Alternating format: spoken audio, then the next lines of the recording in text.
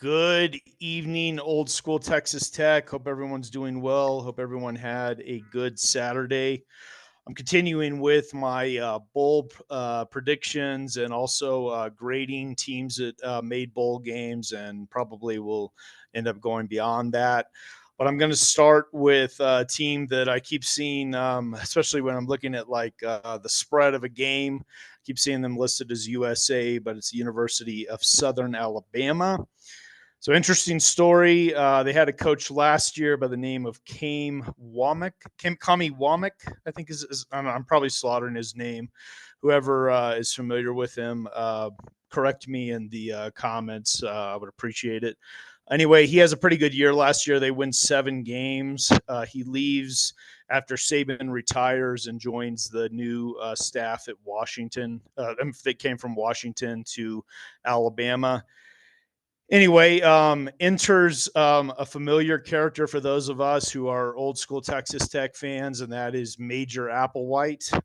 I remember always being, I remember especially one game, I believe it was the 2002 Texas at Texas Tech game. I was actually at that game, and I remember being thankful that they played Sims more than Major Applewhite. Correct me if I'm wrong, but I seem to remember that game pretty well.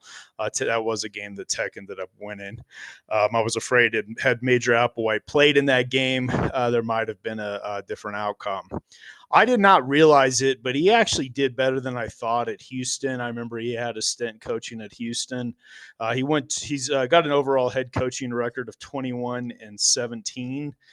His problem at Houston was he had lost 3 bowl games in a row, and I think they actually were blown out by Army, which I guess that was insulting to U of H back in those days. Anyway, he came in with a new staff, new coordinators and everything. They're pretty good on offense. They scored about 35 points a game. They have a freshman quarterback, a lot of young players. Freshman quarterback Gio Lopez. He threw for 2,559 yards, 18 touchdowns, 5 interceptions. He's pretty good player, especially for a freshman. That's pretty impressive. They like to spread it out a bit, but his favorite target is a guy by the name of Jamal Pritchett, 91 receptions and 9 touchdowns. He had about 1,100 yards receiving, 12.4 yards a catch. They're good running the ball as well. They have a freshman running back who carried the ball 111 times, 7.5 yards a carry. Pretty impressive. They have a junior running back, Bullock. The freshman running back's name, by the way, is I believe Blothwell. I might be slaughtering these names. They have a junior running back, Bullock, who ran it 135 times, 5.2 yards a carry. Before I get into the defense, I'll go through their schedule a little bit. They basically beat the teams, from best I could tell, with the exception of maybe at Louisiana, which won the West Division, which they're in the Sun Belt.